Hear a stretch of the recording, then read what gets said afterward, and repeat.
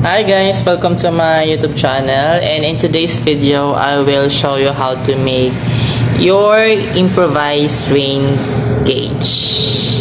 So gamit lang po yung 2 liters empty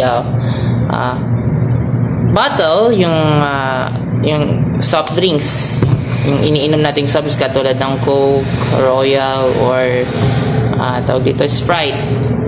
So, pwede tayong makagawa ng sarili nating rain gauge.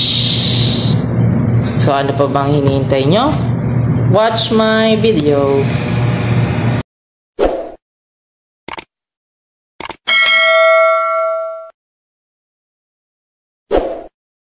First, cut the top of a plastic bottle, yung 2 liter.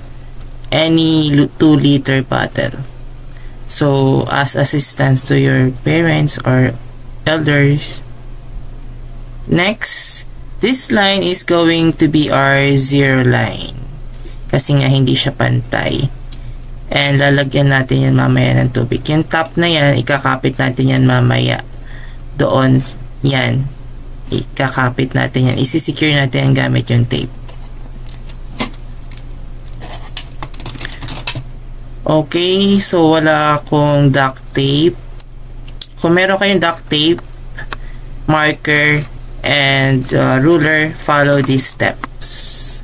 Pero ako ang ginamit ko lang ay papel na merong tape. Tinipan ko na both side.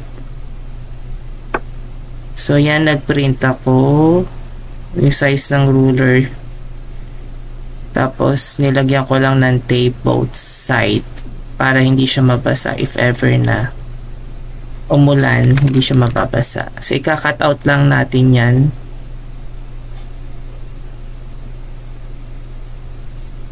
Okay, yan. Kinut out ko na. At ilalagay natin yan sa ating improvised rain gauge. Yan, hindi na siguro yan mababasa. Kasi nilagyan ko ng tape. Okay, now insert the top upside down. This create a funnel for a rainfall. Tape securely into place. So, wala akong tape, pero lalagyan nyo yun ng tape para hindi siya matanggal or matanggal para secure siya. Okay, wala tayong duct tape sorry. Now, add water to the zero line para accurate yung ating measurement. Ilagyan natin ng tubig. Yan. Wag po sobra yung lagay nyo. Basta pantay lang doon sa may nilagay nyo na measurement. Kung wala, kung duct tape yung ginamit nyo, mas maganda kasi hindi siya basta-basta mababasa. Ito kasi yung ginawa ko.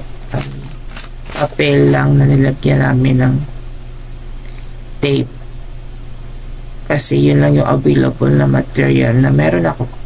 Wala kasi akong duct tape tsaka masking tape or any. Basta. Yan po. Yung kakalabasan na rain gauge. Okay, ito na po yung ating output. So, nakagawa po tayo ng ating sariling improvised rain gauge. So, meron siya ditong calibration, centimeters, hanggang hanggang 18 centimeters. And yung millimeters dito. So, pwede din siyang gamitin, ma-measure yung raindrops. Ang dami ng raindrops. Itatapat nyo lang siya doon sa ground na merong ulan. Kung ano yung mapatak na tubig dito, yun po yung i-measure natin. And then, kung mapapansin nyo, meron din pong may nilagay po akong tubig kasi hindi siya pantay.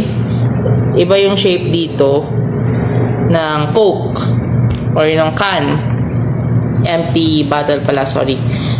Kaya nilagyan natin dito ng tubig para yung cylinder na ito, yung flat na yung tubig hanggang dito, yung cylinder dito, yung starting point natin, dito tayo magi-start ang measurement.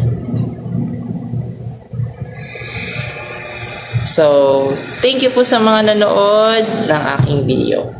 So, ano pa ba ang hinintay nyo? I-try nyo din gumawa ng sarili nyong improvised rain gauge. Don't forget to like and subscribe, share my videos. And sa hindi ko pa subscriber, subscribe na po. Thank you!